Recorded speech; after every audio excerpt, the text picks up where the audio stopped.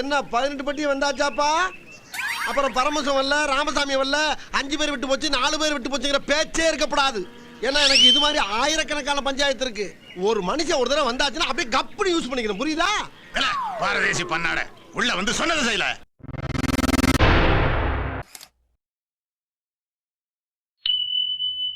தொழிலதிபர் முகேஷ் அம்பானியின் இளைய மகன் ஆனந்த் அம்பானியின் திருமண வரவேற்பு நிகழ்ச்சியில் கேப்டன் மகேந்திர சிங் தோனி உள்ளிட்டோர் பங்கேற்றனர்.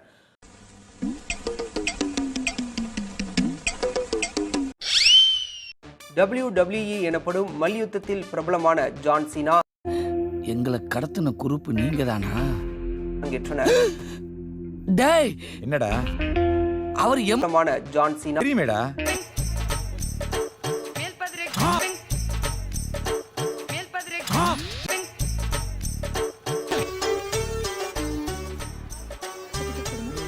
இங்க படுத்துற நிமிஷம்னால தாங்க முடியலையே.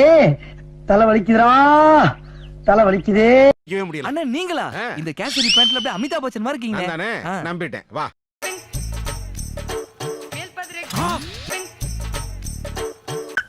நான் நல்லா பண்றனோ இல்லையோ, ஆனா நீ நல்லா பண்ற. ஷாருக் கான், ரன்வீர் சிங் உள்ளிட்ட மாப்பிள்ளை தோழர்களுக்கு 2 கோடி மதிப்புள்ள வாட்சை ஆனந்த் அம்பானி பரிசாக வழங்கியுள்ளார். என்னுடைய ஃபேமிலியை பொறுத்த வரைக்கும் 20 crores ஒன் செகண்ட். இந்த பையனுக்கு டிப்ஸ் கொடுக்குற மாதிரி. சார் திருப்பதி சார், நம்ம ஜியோ நம்பர்ல இருந்து இப்போ வேற ஆபரேட்டர் சேஞ்ச் பண்ணிக்கிறதுக்காக ரெக்வஸ்ட் கொடுத்துருந்தீங்க இல்லைங்களா? ஆமாங்க சார். அது ரிலேட்டடா சார் கால் பண்ணியிருக்கேன். சொல்லுங்க. நம்ம ஜியோ பயன்படுத்துறதுல உங்களுக்கு ஏதாவது சிரமம் இருக்குங்களா?